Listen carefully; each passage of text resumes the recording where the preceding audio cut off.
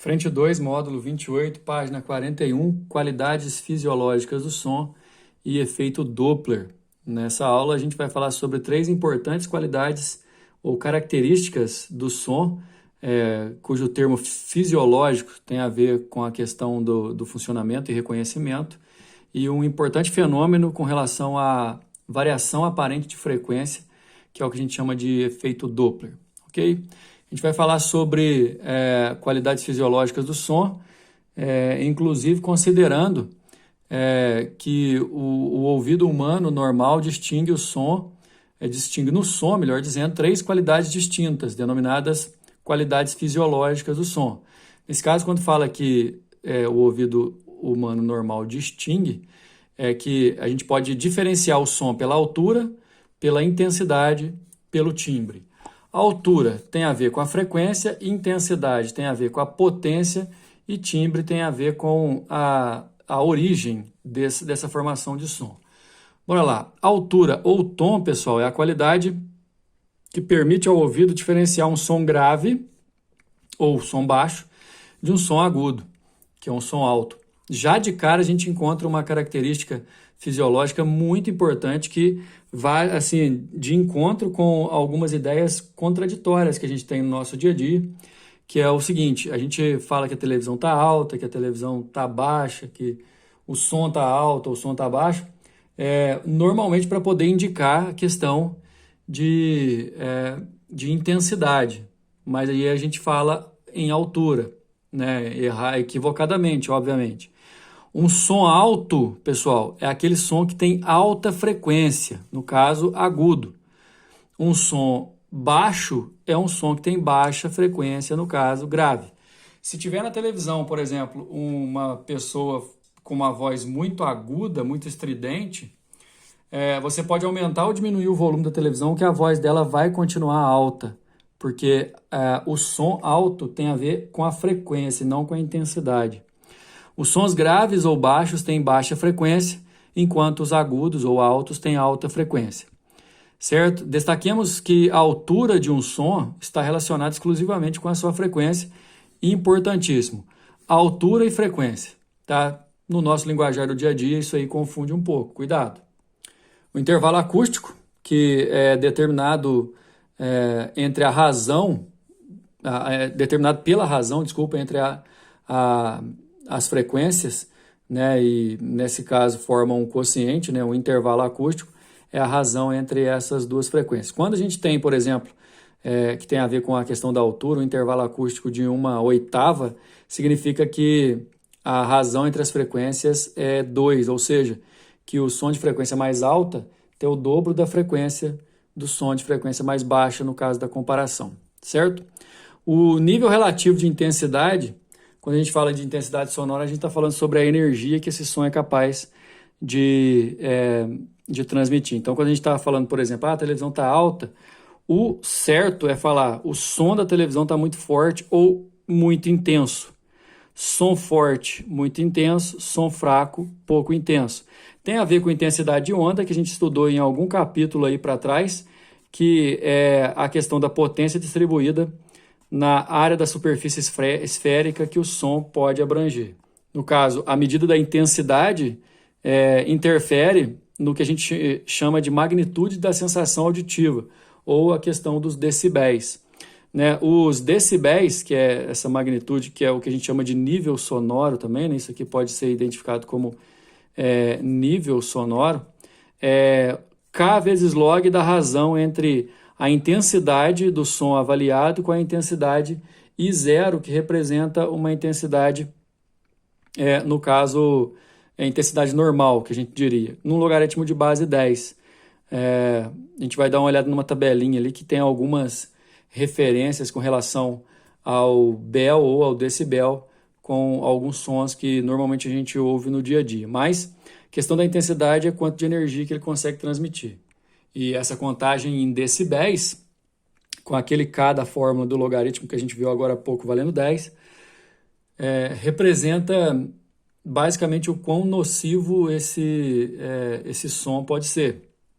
Obviamente, quanto maior os decibéis, maior o nível, mais nocivo ele será. Então, você vai de do som de uma casa calma, uma conversa normal, conversa em voz, esse alta que está entre parênteses, porque o certo seria voz intensa, né? Uma rua barulhenta, uma grande explosão e um motor de avião a 3 metros de distância, que é o conhecido limiar da dor, que é quando o ouvido começa a doer, risco de surdez. O timbre, né, é uma qualidade que serve para reconhecer a origem do som, ou seja, qual é a fonte, né? Então, assim, a qualidade que permite ao ouvido distinguir som de mesma altura e mesma intensidade, porém emitidos por fontes sonoras diferentes. Por exemplo, quando toca na mesma nota musical um violino ou um piano, você sabe distinguir qual é o violino e qual é o piano, né? O timbre de um som relaciona-se com a forma de onda do som que o caracteriza. O desenho da onda, né? Você tem aí na imagem várias ondas de timbres diferentes. No caso, A é a forma de uma onda correspondente a uma nota emitida por um violino.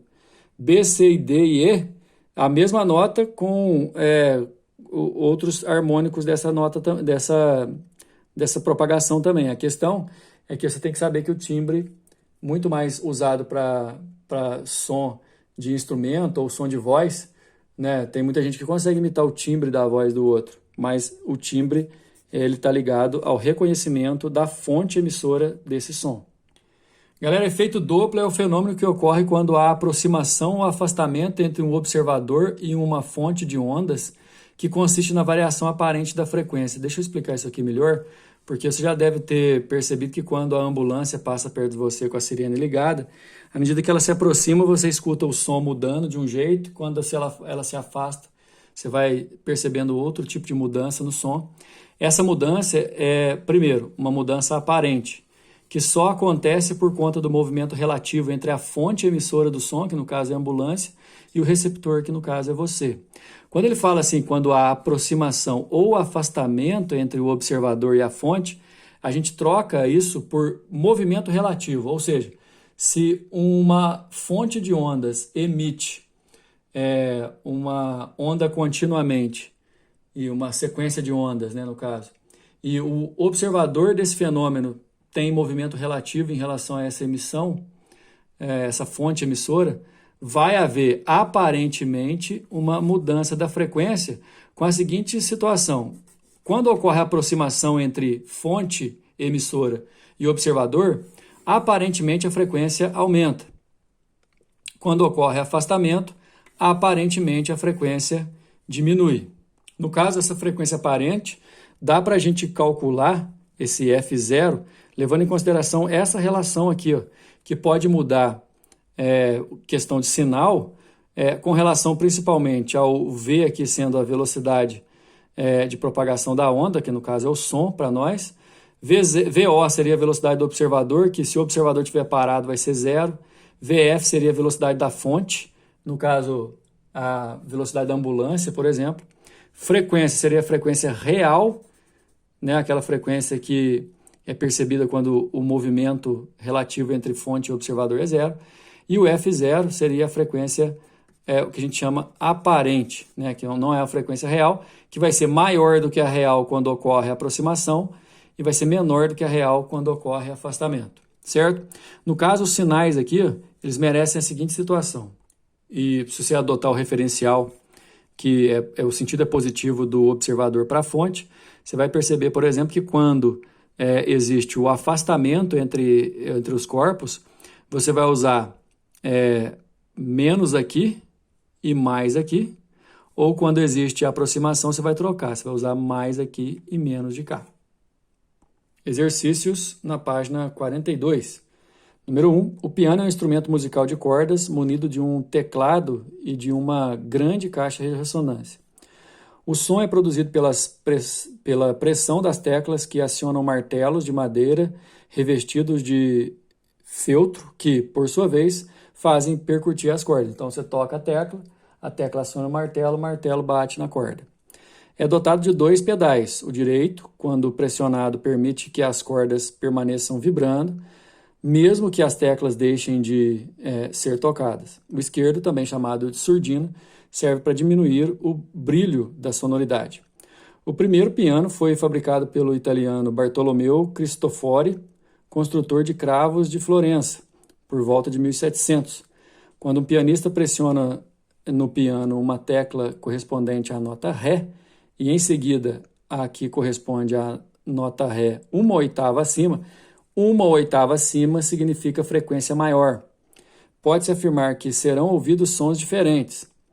Isso se deve ao fato de as ondas sonoras correspondentes a essas notas terem, respectivamente, frequência na proporção, na verdade, de 1 para 2, né? A gente viu isso aí ali atrás, que quando você vai definir o nível, definir, na verdade, o que a gente chama de intervalo acústico, que é a divisão entre uma frequência e outra, na comparação.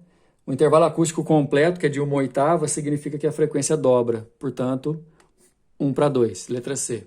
Pessoal, infelizmente eu não vou conseguir focalizar a questão inteira, mas vocês têm aí na página 43 para acompanhar. O seguinte, o maestro Diapasão se orgulha de seu ouvido absoluto, capaz de detectar por perfeição todo o espectro sonoro nas mais sutis intensidades, caminhando frontalmente rumo ao alto-falante, que emitia isotropicamente, sem dissipação, um som de uma única frequência com intensidade constante. Ele ouviu a uma distância d em metro do dispositivo um nível relativo de intensidade igual a 40 decibéis, certo? Já a 1 metro do alto-falante, ele captou o som com um nível relativo de intensidade de 80 decibéis, desculpa. Aqui no caso, ó, esse 80 decibéis com a distância de 1 metro, de acordo com o enunciado. Em seguida, com o maestro ainda a 1 metro de distância, a estrutura com o alto-falante foi substituída por outra com 9 alto-falantes idênticos ao primeiro, né? Vamos ficar por 9, emitindo cada um som igual ao alto-falante inicial. Então aqui, no caso, a gente não sabe quantos decibéis, mas é importante, a distância continua 1 metro.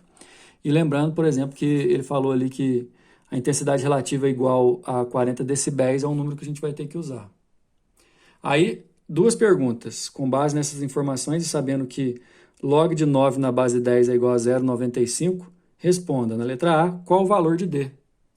Para fazer a letra A, a gente vai usar aquela relação da diferença entre os níveis que o exercício colocou lá na página anterior, na página 41, que é sobre o nível relativo sonoro. Esse nível considera a diferença dos decibéis das duas situações e a comparação que a gente vai fazer entre elas, ok? Então, assim, a gente vai chamar de beta linha o som de intensidade 1 e de beta o som de intensidade I apenas. Então, o nível beta 1, beta linha, desculpa, menos o nível beta, usando a fórmula em decibéis, porque ali está decibéis, tem esse 10 log da razão entre as intensidades. Esse I0 aqui é fixo para qualquer situação. Menos 10 vezes log do outro I sobre 1, no caso a 1 metro de distância, né, pessoal? Ele quer saber aquela distância primeira, quando o nível sonoro era 40. Então, assim, propriedade log, colocando 10 em evidência, você vai perceber que dá para a gente poder conservar o log, que é da mesma base, e dividir os logaritmandos, ficando assim, ó, e podendo, inclusive, cortar o I0. E aí você vai descobrir que a diferença entre os dois níveis é exatamente 10 log da intensidade. Só que essa intensidade a gente vai ter que substituir, porque o exercício está perguntando distância, né? Esse I é a potência dividido por 4π distância ao quadrado. Esse outro I é potência dividido por 4b a outra distância que eu não sei ao quadrado. A distância de 1 metro, a intensidade é 80, o nível, desculpa. A intensidade na distância D gera um nível de 40. Então, eu vou substituir esse I' por potência 4π vezes 1 ao quadrado e esse I por potência 4πd ao quadrado, para gerar essa relação. Podendo, inclusive, cortar o 4π, cortar a potência, porque a potência é a mesma. E, nesse caso, a potência é a mesma porque a gente está comparando aqui a situação a uma distância D de 40 decibéis com a distância a 1 metro de 80 decibéis. Então, eu vou poder inverter. 80 menos 40 dá 40, que é igual a 10 log de D ao quadrado. E aí eu vou ter que usar logaritmo, né, pessoal? Passo 10 para cá dividindo, dá 4. E aí D ao quadrado é a mesma coisa de 4 elevado à décima, né? Nesse caso, D vai dar 100 metros. Bom, a letra B vai perguntar assim, qual o nível relativo à intensidade em decibéis percebido pelo maestro em sua posição com os alto-falantes, os 9 alto-falantes na operação. Nesse caso, eu vou imaginar um outro nível, comparando com aquele nível de 80, a uma distância de 1 metro, na qual, por exemplo, a intensidade era I, certo? E agora a intensidade vai ser 9 vezes maior, porque são 9 alto-falantes. Aí vai gerar essa relação aqui, ó. Porque eu vou fazer a diferença entre as intensidades, vou dividir uma pela outra, vai ficar log de 9. Por isso que o exercício deu lá em cima que o log de 9 é 0,95, vezes 10 dá 9,5, passa o 8 para lá, o 80 para lá somando, dá 89,5 decibéis, a resposta da letra B. Número 3. No Campeonato de Fórmula 1 da cidade brasileira de São Paulo, a fim de determinar a velocidade dos carros de corrida com um frequenciômetro especialmente adaptado, um operador fica no interior de um posto da pista, verificando o módulo da velocidade dos carros que se aproximam. O posto está com uma sirene emitindo o som de frequência F e o frequenciômetro, que mede a frequência, percebida por um referencial no automóvel, acusa o valor de 1,2 vezes F, ou seja, ele acusa uma frequência maior do que deveria. Por quê? Porque o carro está aproximando da fonte. Existe um movimento relativo, existe um movimento de aproximação. Adotando-se 340 metros por segundo a velocidade do som no ar, afirma-se que o modo da velocidade do automóvel que se aproxima do posto em km por hora vale aproximadamente. É uma questão de lei de Doppler, né, do efeito Doppler, que é o seguinte: essa fonte emite uma frequência F, a qual, se o carro aqui tivesse parado em relação à fonte, a frequência que ele perceberia seria F. Mas como ele tem uma velocidade de aproximação no referencial de Doppler, a frequência aparente que ele acaba observando é 12 sobre 10, ou seja, 20% maior do que a frequência que ele ouviria, que ele perceberia se ele tivesse parado. Aí temos aquela relação, né? No caso, tem velocidade do observador, que é o carro, frequência do observador, velocidade do som. Aqui a gente tem a frequência real, velocidade do som. Aqui, pessoal, deveria ter menos a velocidade da fonte, porém a fonte está parada, então isso aqui é zero. E foi o que eu disse anteriormente, lá nas fórmulas, na parte teórica, tinha o mais e o menos. Aí, quando existe aproximação, você usa mais do lado aparente e menos do lado real. Se for afastamento, você inverte. Usa menos do lado aparente, mais do lado real. No nosso caso, é a aproximação. E essa frequência aqui, ó, ela vale 12 décimos da frequência real e a velocidade do som vale 340. Substituindo ele, dá para achar tudo. Por quê? Eu posso cortar o F, né? Na hora de eu multiplicar cruzado aqui, 340 vezes 0 vai ser igual a 12 sobre 10 vezes 340, que eu posso, inclusive, cortar aqui, ó, o 0 com 10. 34 vezes 12 dá 408. Se eu passar o 340 subtraindo, 68 metros por segundo, que se eu multiplicar por 3,6, dá 245 km por hora, que é a resposta da letra D. Número 4. É mesmo de arrepiar quando uma moto potente, trafegando em movimento uniforme, emitindo um ronco intenso de frequência constante, ultrapassa o carro da gente em uma rodovia retilínea. Acontece que, na aproximação, o som do veículo é percebido mais agudo e com a intensidade crescente. Isso, efeito Doppler de aproximação.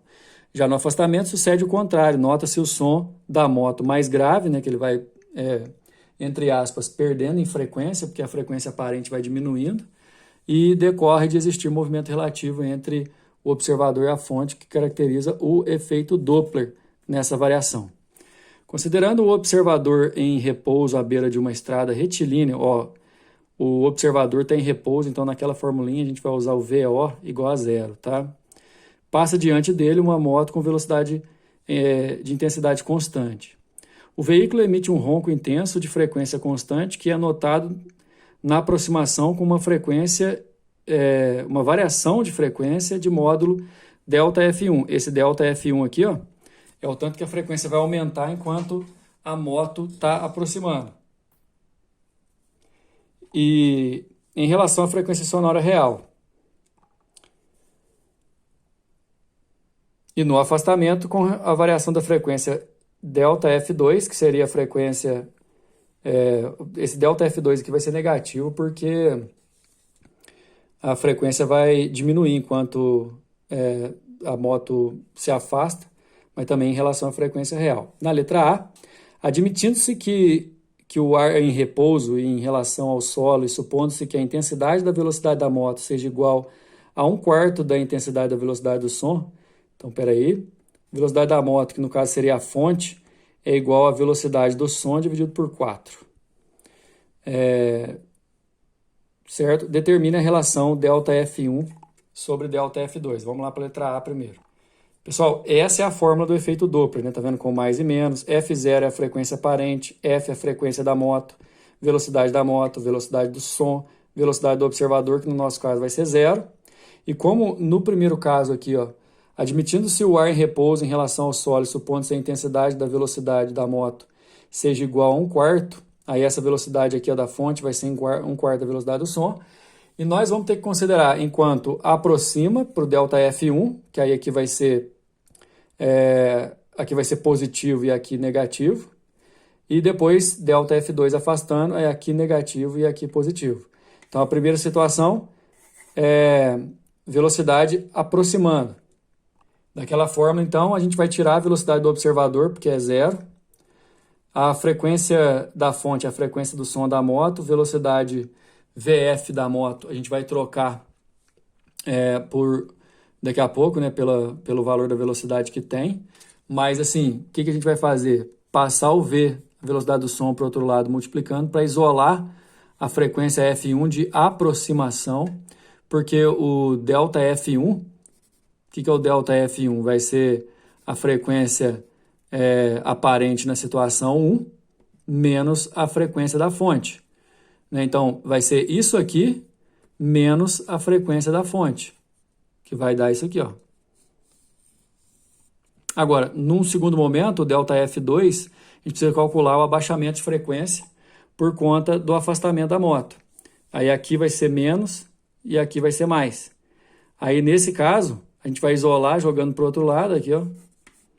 E aí isso aqui vai ser a frequência aparente na situação final, mas eu vou fazer a frequência da fonte menos essa frequência F2, que vai ficar assim.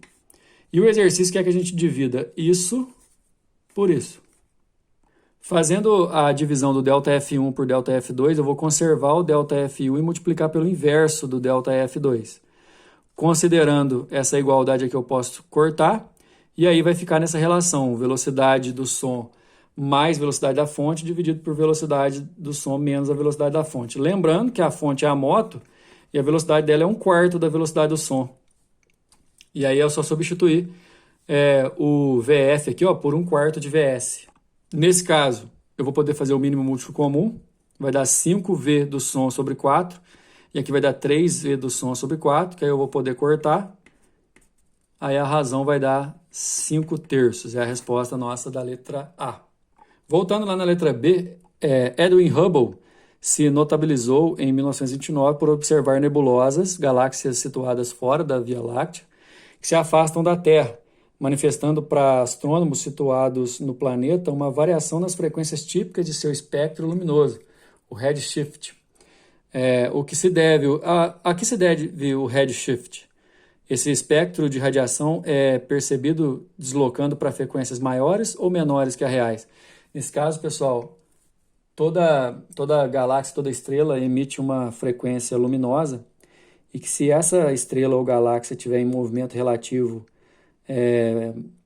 para nós, observadores aqui da Terra, se ela estiver afastando, a frequência percebida vai ser menor do que a normal. Se ela estiver aproximando, a frequência percebida vai ser maior do que a normal. Isso seria o efeito Doppler explicando essas situações. O redshift se deve ao efeito Doppler luminoso e o espectro de radiação da galáxia e estrelas é observado na Terra deslocando para frequências menores que as reais. Porque, no caso, está dizendo no enunciado que o Hubble detectou a galáxia se afastando. E ele se baseia na questão da frequência aparente diminuir para falar sobre o afastamento dessas galáxias, ok? Pessoal, a gente fechou a frente 2, tá? Próxima aula a gente vai começar a frente 1. Aliás, a gente vai começar a frente 3 para poder encerrar o nosso ano letivo. Até mais.